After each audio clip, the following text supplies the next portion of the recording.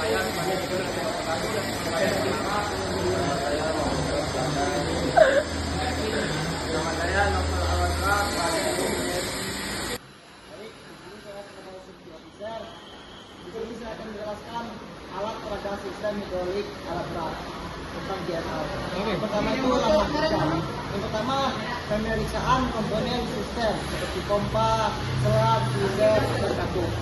Potensi bahaya itu tekanan tersisa dalam sistem. Risikonya tersiram fluida bertekanan.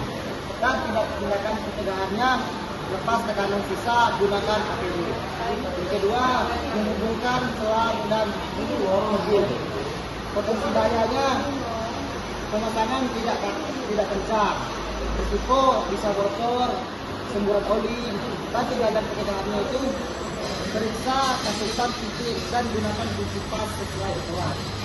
Yang ketiga, menyalakan pompa hidrolik. Potensi bahaya, suara bising, getaran, risiko gangguan pendengaran, ketidakseimbangan alat. Tindakan pencegahannya, gunakan air plug, letakkan alat di permukaan stabil. Yang keempat, mengoperasikan katup dan silinder. Potensi bahaya, tekanan berlebihan atau salah arah, risiko selang pecah, komponen rusak. Dan tindakan pencegahannya itu periksa tekanan kerja maksimal dan arah aliran. Yang kelima, mengamati pergerakan aktuator. Potensi bahaya, tangan terlalu dekat dan dengan bagian bergerak, risiko terjepit. Tindakan pencegahannya, jaga jarak, jangan menyentuh komponen bergerak. Dan yang terakhir, membersihkan area kerja. Risiko oli tumpah di lantai, resikonya tergelincir. Tindakan pencegahannya adalah lap dengan baik penyerap. Cara perawatan sistem hidrolik dan potensi bahayanya. Pemeriksaan kebocoran. Periksa secara berkala kebocoran minyak atau oli pada seluruh bagian mesin termasuk sambungan yang longgar.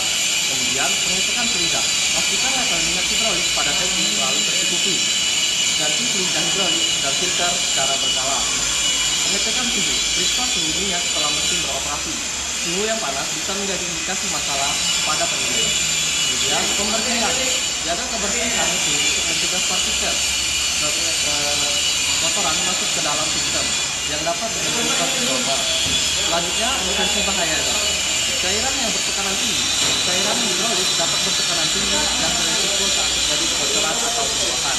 Kemudian, komponen yang bergerak. Komponen seperti bila kipas, sabu, dan bagian lainnya yang bergerak dapat menyebabkan memar, luka, atau cedera serius. Kemudian, suhu tinggi. Komponen yang panas dapat menyebabkan luka. Dan di sini ada kartu pengatur tekanan relief valve. Fungsinya menjaga tekanan sistem agar tidak melebihi batas aman. Dan di sini ada katup arah. Fungsinya mengatur arah aliran fluida menuju silinder. Dan di sini ada silinder hidrolik tunggal. Dan fungsinya bekerja dengan satu sisi fluida pergerakan balik menggunakan pegas atau beban. Dan di sini ada silinder hidrolik ganda, yaitu digerakkan fluida pada dua sisi, memungkinkan gerak maju dan mundur dengan kendali penuh. Dan di sini ada manometer dan fungsinya alat ukur tekanan fluida.